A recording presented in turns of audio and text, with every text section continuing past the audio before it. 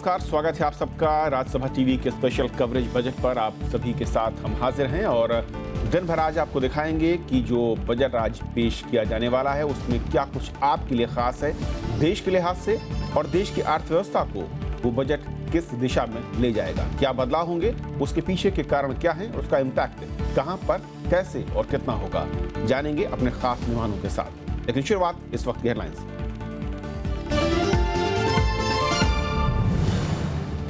संसद में आज 2016-17 का आम बजट। लोकसभा में 11 बजे वित्त मंत्री अरुण जेटली पेश करेंगे। कृषि और उद्योग जगत में तालमेल बनाने की होगी चुनौती।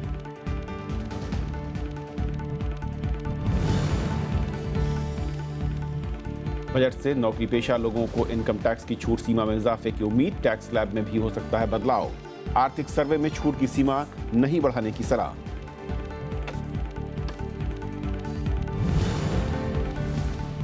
वित्त मंत्री का मेक इन इंडिया को रफ्तार देने पर हो सकता है जोर। निर्यात को बढ़ाने के लिए हो सकते हैं कई ऐलान। स्वास्थ्य, रक्षा और बुनियादी ढांचे की मजबूती पर होगा खास ध्यान। आर्थिक सर्वे के मुताबिक अगले वित्त वर्ष में 7 से 7.25% रहेगी विकास दर। कृषि में बड़े बदलाव की जरूरत। 7वें वेतन आयोग की सिफारिशों का महंगाई पर असर नहीं।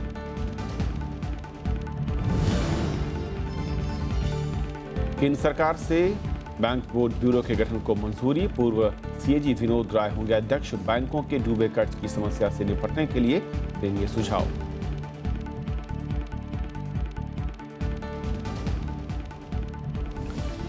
तो आम बजट के लिए लिहाज से अगर कहें तो आर्थिक सर्वे को कई मायनों में अहम कहा जाता है और शुक्रवार को वित्त मंत्री अरुण जेटली ने संसद के दोनों सदनों में आर्थिक सर्वे पेश किया था और इसके मुताबिक अगले वित्त वर्ष में देश की विकास दर 7 से 7.25% के बीच रहेगी। सर्वे में आर्थिक सुधारों को तेज करने, सब्सिडी में कटौती और राजकोषीय घाटे को काबू में रखने की बात कही गई है। वित्त मंत्री अरुण जेटली ने शुक्रवार को दोनों सदनों में मौजूदा वित्त वर्ष का आर्थिक सर्वेक्षण पेश किया। 2015-16 के इस वित्त वर्ष में विकास दर 7.6% रहने का अनुमान जताया गया है। वहीं वित्त वर्ष 2016-17 में जीडीपी की दर 7 से 7.25% रहने की संभावना है। वैश्विक मंदी की वजह से 8 से 10% की विकास दर हासिल करने के लिए कुछ साल और इंतजार करना होगा। If the world slows down, we will slow down as well. And so, our slowing down should not be blamed on what India does or does not do. And so it's really important to calibrate in expectations. 7वें वेतन आयोग की सिफारिशों के चलते अगला वित्त वर्ष चुनौतियों वाला होगा, लेकिन इसका असर महंगाई पर ज्यादा नहीं होगा। महंगाई दर 4.5 से 5% के बीच रहेगी। चालू वित्त वर्ष में राजकोषीय घाटे को जीडीपी के 3.9% पर सीमित करने का लक्ष्य भी हासिल हो सकता है। अगले वित्त वर्ष में इसे 3.5% पर करने का लक्ष्य रखा गया है। सर्वे में जीएसटी समेत कई बिलों के अटकने पर भी चिंता जताई गई है। Fourth R, we need reform because we need to ensure that whatever we do on the 3 Rs has to be backed up with reform to ensure that this does not happen again. आर्थिक सर्वे में कृषि क्षेत्र में बड़े बदलावों की जरूरत बताते हुए हाइब्रिड और जीएम बीजों के उपयोग का समर्थन किया गया है। इसमें दलहन और तिलहन का उत्पादन बढ़ाने के लिए बेहतर कीमत देने का सुझाव है। किसानों की आय बढ़ाने के लिए एकीकृत राष्ट्रीय बाजार बनाने की बात कही गई है। अखिलेश सुमन, राज्यसभा टीवी। तो आर्थिक सर्वे में जो इशारा किया गया है, आखिर वो क्या कहता है आज के बजट को लेकर? किस तरह की उम्मीद हम कर सकते हैं, किस तरह की उम्मीद हमारे अर्थशास्त्री कर रहे हैं और इंडस्ट्री के लोगों को क्या उम्मीद है? आर्थिक सर्वे के नजरिए से हम आज समझेंगे अगले आधे घंटे में कि बजट में क्या कुछ खास वित्त मंत्री महोदय आज ला सकते हैं, चाहे वो पॉलिसी मैटर हो या फिर आम आदमी के लिहाज से। हमारे साथ 3 खास मेहमान हैं जिनका मैं परिचय करा दूं इस चर्चा में जो शामिल हो रहे हैं। आमिर खान साहब हैं, इकोनॉमिस्ट हैं, प्रेसिडेंट हैं द ग्लोबल यूनिवर्सिटी से। आमिर, स्वागत है आपका। हरवीर सिंह हमारे साथ हैं, एडिटर हैं moneyBhaskar.com से। हरवीर, स्वागत है आपका भी। और रविशंकर श्रीवास्तव हैं, प्रोफेसर CSRD JNU से और शास्त्री भी हैं। स्वागत है आपका। सबसे पहले मैं आपसे शुरुआत करना चाहूँ, अगर जिस वित्तीय घाटे को लेकर सबसे बड़ी चिंता सरकार की दिखती है और उस लिहाज से अगर इकोनॉमिक सर्वे को देखा जाए तो एक संकेत देता दिखता है। कहा जा रहा है कि 3.9% तक सीमित रखना है जीडीपी का। कैसे ये होगा और उस लिहाज से आज के बजट में क्या कदम आप देखते हैं? देखिए, रेवेन्यू के लिहाज से इकोनॉमिक सर्वे ने मुख्य रूप से तो ये कहा है कि जो एग्जेम्पशंस हैं वो ना बढ़ाए जाएं, खास तौर से इनकम टैक्स में। इनकम टैक्स का दायरा उससे खुद बढ़ेगा। लेकिन मैं समझता हूँ कि हम इस बजट में प्राइवेटाइजेशन और डिसइन्वेस्टमेंट की ओर एक मेजर फिलिप देखेंगे। इसका हमें अंदेशा जो रेलवे बजट है उससे मिल चुका है और दूसरे वित्त मंत्री खुद कह चुके हैं कि कॉर्पोरेट टैक्स में वो रियायत देने के पक्ष में है। उसको ज़्यादा उसका जो क्षेत्र है वो तो रहेगा, लेकिन रियायत देने के पक्ष में है। निजी टैक्स पर वो क्या करते हैं, कुछ निचले स्तर पर वो रियायत दे पाते हैं या न दे पाते हैं, उसको देखना पड़ेगा। इनकम टैक्स का दायरा बढ़ना चाहिए, निश्चित बढ़ना चाहिए, लेकिन वो बढ़ना चाहिए जो लोग इस समय टैक्स के दायरे से बाहर हैं, जो व्यापार या के क्षेत्र में है, बिजनेस के क्षेत्र में है, जो अभी इनकम टैक्स के दायरे से बाहर है, उनको उसके अंदर ला के निश्चित रूप से करीब 5.5% से हमें करीब 10% तक एक टारगेट लेके इनकम टैक्स का दायरा बढ़ाना चाहिए और क्रमशः उसे बढ़ाना चाहिए। लेकिन उस दिशा में ये बजट बढ़ पाएगा कि नहीं, मुझे नहीं लगता। तो मुख्य रूप से जहाँ तक मैं देखता हूँ, जीएसटी तो है ही है, लेकिन जीएसटी आ पाएगा कि नहीं ये कहना बहुत मुश्किल है। डिसइन्वेस्टमेंट की ओर एक मेजर पुश इस बजट में हम देखेंगे, रिसोर्सेज को बढ़ाने के लिए। आमिर, अगर मैं फिस्कल डेफिसिट की बात करूं, जो एक बड़ा मैं कहूं कि कंसर्न रहा है इस सरकार का, इससे पहले की सरकारों का भी, और जिस तरह से उसको बार बार कहा जा रहा है कि हम नीचे लाने की कोशिश करेंगे, इस बार यानी आज के बजट में किस तरह के स्टेप आपको लगता है जो कि इकोनॉमिक सर्वे इशारा कर रहा है उसको लेकर? आज का अहम हेडलाइन यही रहेगी कि फिस्कल डेफिसिट का क्या हुआ, और सारी बहस इसी के आसपास होगी कि इसको हम काबू में कर पाएंगे या इसको हम ढील देंगे। हो ये क्या है कि आज आप देख रहे होंगे कि एक अजीब किस्म का एक्साइटमेंट है बजट के बारे में, और वो इस वजह से है कि इस बार दो सेक्टर्स का मुकाबला होने लगा है। इंडस्ट्री सेक्टर जो कह रहा है कि फिस्कल डेफिसिट आप हरगिज़ ना बढ़ाएं, एग्रीकल्चर सेक्टर जो कह रहा है कि अगर फिस्कल डेफिसिट ना बढ़ाया तो हमारे पास और मुश्किल हो जाएगी। तो बड़ा मुश्किल सवाल है फाइनेंस मिनिस्टर के पास, ये किस तरह से कर पाएंगे। अगर ये फिस्कल डेफिसिट को ढील दे देते हैं तो फिर दुनिया भर में खलबली मचेगी, सेंसेक्स पहले ही ख़तरे में है, रुपए पे बड़ा दबाव है, वो एक बहुत बड़ी संकट उधर हो जाएगी। अगर नहीं करते तो रूरल डिस्ट्रेस का मामला बहुत सीरियस हो गया है, इलेक्शन है कई सारे, तो उस वजह से उनको ये दो मामले जो हैं, एक तरफ इकोनॉमिक एक तरफ पॉलिटिकल, दोनों उतने ही संगीन, ये दोनों को वो साथ कैसे लेके चलते हैं वो फिस्कल डेफिसिट को डिसाइड करेगा। जिस मरहले पे हम खड़े हैं आज, वहाँ पे ये बहुत ज़रूरी है हमें कि हम फिस्कल डेफिसिट को जितना हो सके काबू में रखें, क्योंकि अगर नहीं रखते तो इसका असर फ़ौरन हमारे प्रोडक्टिविटी पे पड़ेगा। ये जो आपने इससे पहले कहा इकोनॉमिक सर्वे, एक जो अहम बात इकोनॉमिक सर्वे कहती है वो ये कि इस बार 7.6% ग्रोथ, अगले साल शायद 7 हो जाए, और अगर इतनी गिरती है ग्रोथ तो इनका जो इम्पैक्ट जॉब्स पे होगा वो बड़ा संगीन होगा। दैट इज़ वाई इस बार ये बड़ा ये मसला खड़ा हो गया। इसीलिए जो हम देखेंगे शुरू में ही वो ये कि फिनेंस मिनिस्टर फिस्कल डेफिसिट के बारे में क्या बोलते हैं। हरवीर, वाकई एक बड़ा मैं कहूँ कि चैलेंज ज़रूर है, लेकिन इकोनॉमिक सर्वे जिस तरीके से कहता है और फिस्कल डेफिसिट की जो बात कर रहे हैं, बहुत अहम बात है कि एक तरफ पॉलिटिकल आपका जो सिस्टम है उस लिहाज से क्या आप एग्रीकल्चर सेक्टर या रूरल इंडिया की तरफ आप बढ़ते हैं तो आप उसको कंट्रोल कैसे करेंगे, और अगर मैं देखूं कॉर्पोरेट सेक्टर के लिहाज से तो फिर उस फिजिकल डेफिसिट को लेकर क्या होगा, जो कि अब तक की मैं कहूं कि सबसे बड़ा चैलेंज सरकार के सामने है। एक्चुअली देखिए, मुझे लग रहा है कि जो ऑब्सेशन है ना फिजिकल डेफिसिट का, इकोनॉमिक्स की थ्योरीज में ठीक है, बहुत उसको हम मान सकते हैं, लेकिन जब व्यवहारिकता पर आप आएंगे, मेरा मानना है कि इतने ऑब्सेशन में नहीं जाना चाहिए। हम लोगों ने 6% तक 5.5% तक ये सब देखा, उसको नीचे लाया। एक माना जाता है कि एक्सपेंशनरी हो जाएगा और इन्फ्लेशन बढ़ जाएगा, लेकिन आपके पास रिसोर्सेज नहीं है। आप ये बताइए कि एक नया फॉर्मूला शुरू हो गया है कि आप 2 लाख करोड़ इन्वेस्ट करेंगे, 4 लाख करोड़ करेंगे, 50 लाख करोड़ करेंगे, लेकिन सरकार अपने पास से कुछ नहीं लगा तो कहती है ये पीपीपी में कर देंगे, प्राइवेट सेक्टर कर देगा, जो नहीं आता।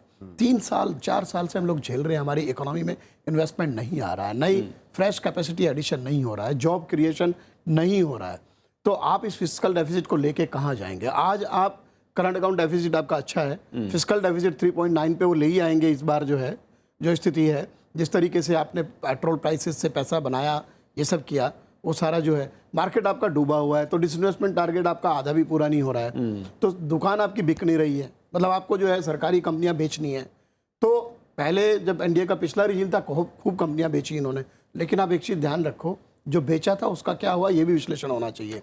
जो प्राइवेट सेक्टर हम कहते हैं बहुत एफिशिएंट है, उसने वो आधी कंपनियां बंद कर दी हैं, लोगों को सड़क पे ला दिया है। हमें इस तरह से देखना चाहिए। जॉब आपके यहाँ नहीं आ रहे हैं, एग्रीकल्चर तो देखिए कॉर्पोरेट से compete कर ही नहीं पाएगा। इन्होंने कॉर्पोरेट को तो कितने लाख करोड़ का राइट ऑफ और ये सब दे दिया है।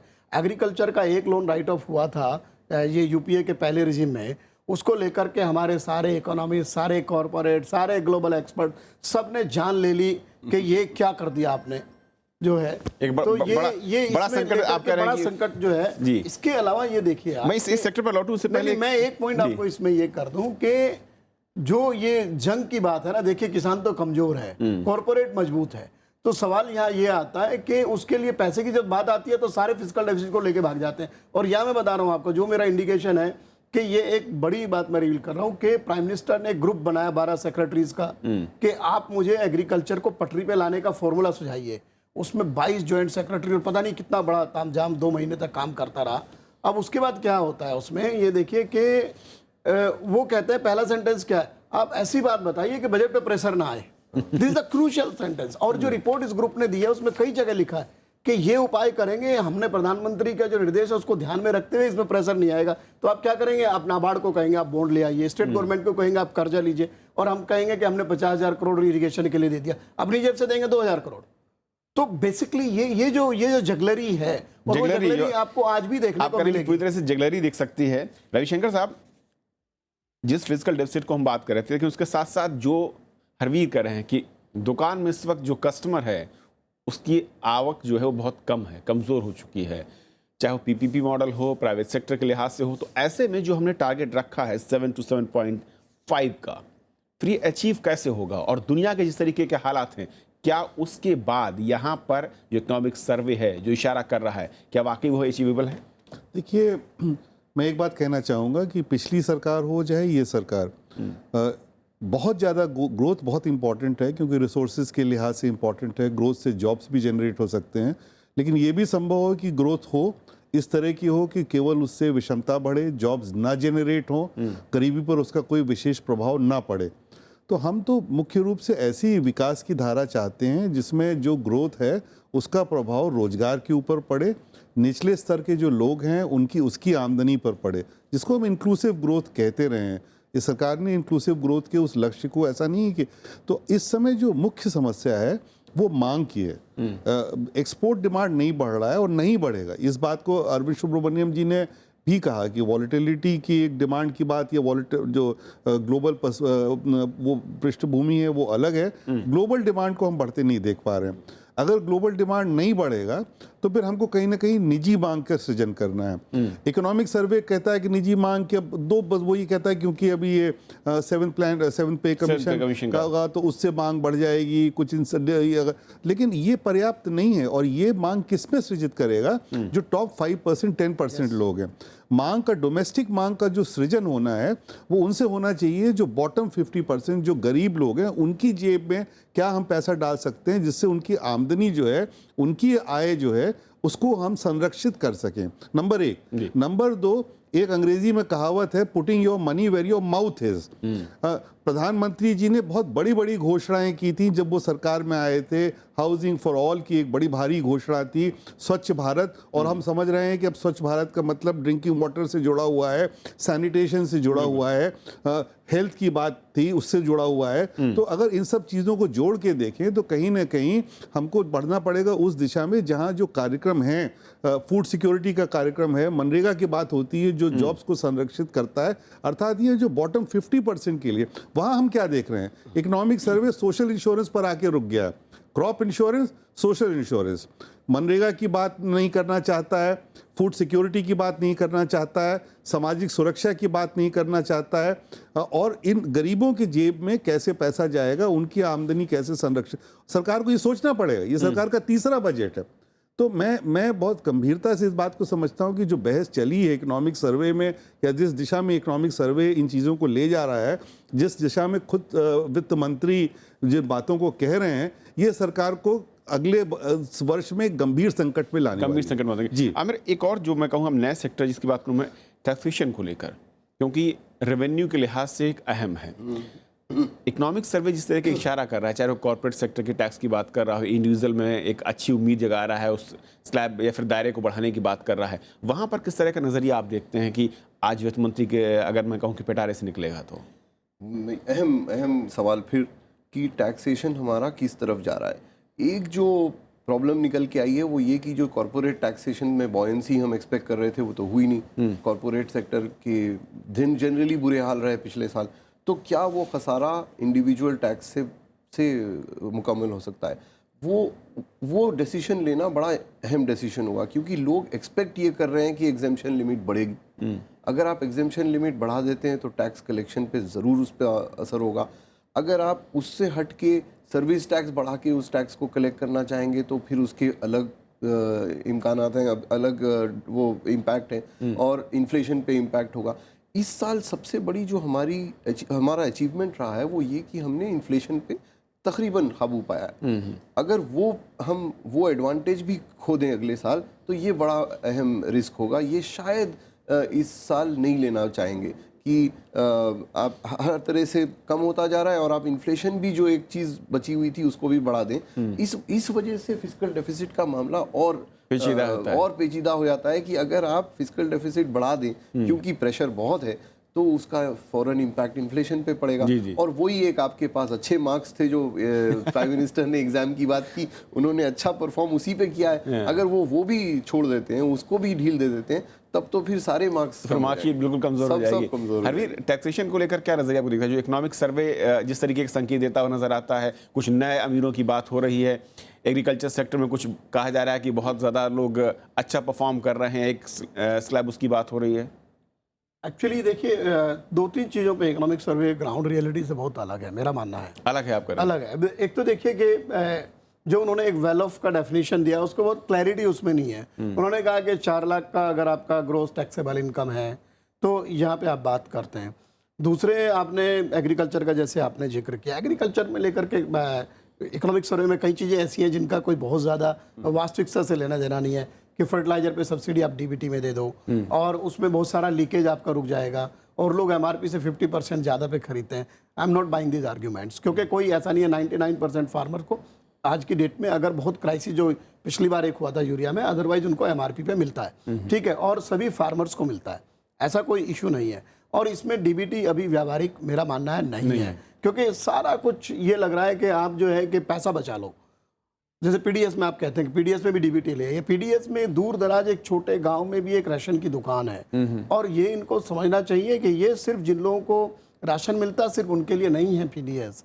पीडीएस उस किसान के लिए भी है जिसको ये गारंटी है कि पब्लिक प्रोक्योरमेंट सरकार उसका धान गेहूं खरीद लेगी, तो उसके लिए मार्केट के हाथों, प्राइवेट के हाथों जितने फार्मर हैं उनका तो एकदम बिल्कुल आप जानते हैं क्या बुरा हाल है।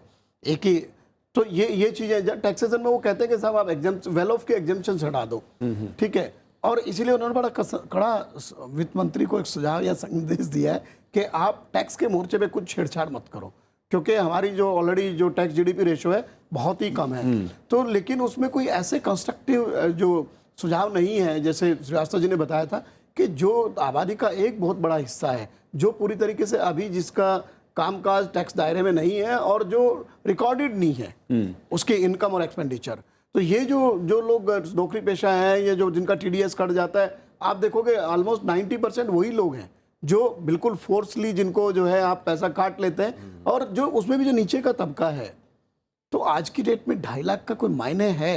आप तमाम सारे जो एग्जेम्पशंस में आपने जो चीज़ें रखी हुई हैं, वो मेडिकल हो या बच्चों की फीस हो या ट्रांसपोर्टेशन हो, हम कौन सी दुनिया में रह रहे हैं? एक तरफ तो आप व्यावहारिकता की बात करो, आपको मानते हैं कि 100 रुपये में आपके बच्चे का जो स्कूल में पढ़ाई हो जाएगी और आप 1600 रुपये पूरे महीने में ट्रांसपोर्ट का खर्चा अपने ऑफिस का आने जाने का ले लोगे और 15,000 में आपका पूरा मेडिकल बिल आपका सेटल हो जाएगा। तो सरकार तो भाग रही है इन सर्विसेज से, एजुकेशन हो, हेल्थ हो, ट्रांसपोर्टेशन हो, वहाँ तो आप कहते हैं सारा प्राइवेट सेक्टर पर ही आप अपना इंडिविजुअल देखो, हमारे बस की बात नहीं है। ज़्यादातर ये है, बिल्कुल ये हकीकत है। तो ये हकीकत है, तो इसमें वो ये कह रहे हैं, जहाँ तक ये बात है कि कॉर्पोरेट पे पिछली बार वित्त मंत्री ने थोड़ा सॉफ्टनेस दिखाई थी कि हम उसको 30 से घटा के 25% पे ले आएंगे, लेकिन जमीनी हकीकत में उसमें भी कुछ नहीं हुआ।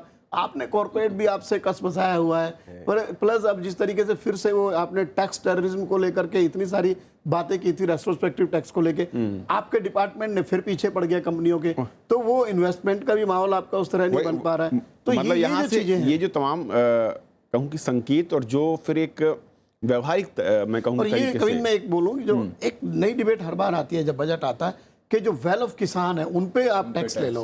अरे कहाँ है आपका, आप जो आपके पास डाटाबेस है कि कितने मार्जिनल है, कितने स्मॉल है, और बड़े किसान को आप डेफिनेशन 10 हेक्टेयर में लाते हैं, वो किसान आपका आधा फीसदी बचे इस देश में। आप किसान को ढूंढना अपने आप में एक बड़ी चुनौती है इस देश के अंदर। एक आखिरी सवाल मैं चाहूंगा रवि जी, तमाम मुद्दों के बीच में जो सबसे बड़ा सवाल ये है कि सरकार को इन तमाम स्कीम्स के लिए जो पैसा चाहिए, यानी कि एफडीआई जिसके सहारे सरकार, मैं कहूँ कि हर सरकार आगे बढ़ती है, उस दिशा में ये जो इकोनॉमिक सर्वे है एक सुखद तस्वीर दिखाता ज़रूर है, लेकिन जो हरवीर कह रहे हैं हकीकत उससे उलट है। पीपीपी मॉडल में कंपनियां आने को तैयार भी नहीं है।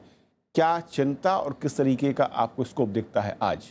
नहीं, ये बहुत बड़ी चिंता है, क्योंकि सरकार ने जो भी बड़ी बड़ी योजनाएं बनाई हैं, जो जिनको प्रधानमंत्री जी उद्घोषित कर चुके हैं, उनमें उनको केवल पीपीपी के आधार पर इस माहौल में नहीं चलाया जा सकता है। एफडीआई और पीपीपी, क्योंकि देशी कंपनियां उनका बट्टा बैठा हुआ है और विदेशी कंपनियां उस स्तर पर नहीं आ रही जिस स्तर पर ये चाहते हैं। तो एक बहुत बड़ा चैलेंज है। दूसरा, जैसा मैंने कहा, जो उससे बड़ा चैलेंज ये है कि देखिए ये सब चीज़ें ऊपर से दिखाना कि हम ये करेंगे, लेकिन अंततः ये बहुत सारी चीज़ें उन लोगों के लिए थी जो हमारे जो साधारण आदमी है, जो आम आदमी है, उसके लिए बहुत सारी चीज़ें कही गई थी। चाहे वो घरों की योजना हो, हाउसिंग फॉर ऑल की बात की गई, या कृषि की बात की जा रही है, और वहाँ पर अगर पीपीपी या फॉरेन या डायरेक्ट इन्वेस्टमेंट नहीं आता है तो कहीं ना कहीं सरकार को एक्चुअली मेनली तो this has to be directed through government investment, through public expenditure. इसलिए मुझे ऐसा लगता है कि सरकार अपने रेवेन्यू रिसोर्सेज को इसमें जिस तरह से भी प्रोजेक्ट करे, लेकिन व्यय को कुछ पैमाने पर तो उसको बढ़ाना ही पड़ेगा। और बिल्कुल मैं हरवीर सिंह जी के, there can not be a fiscal fundamentalism और मॉनेटरी फंडामेंटलिज्म। रिजर्व बैंक कहता है कि हम दरों में ढील नहीं देंगे, सरकार कहती है कि हम फिस्कल डेफिसिट में ढील नहीं देंगे। तो अगर आप नहीं दोगे ढील तो फिर उसका प्रभाव तो अर्थव्यवस्था पर भी पड़ेगा, पर दौड़ेगी कैसे? जी बिल्कुल पड़ेगा ही पड़ेगा उससे। बहुत बहुत शुक्रिया आप तीनों मेहमानों का हमारे साथ इस खास चर्चा में जुड़ने के लिए और ये समझाने के लिए कि असल में किस तरह से इकोनॉमिक सर्वे इशारा कर रहा है आज के बजट को लेकर और क्या आप उम्मीद कर सकते हैं। लेकिन राजसभा टीवी पर लगातार ये बहस और ये चर्चाएं जारी रहेंगी। आप बन रहिएगा हमारे साथ। एक छोटा सा ब्रेक और ब्रेक के बाद ये सिलसिला आगे बढ़ेगा।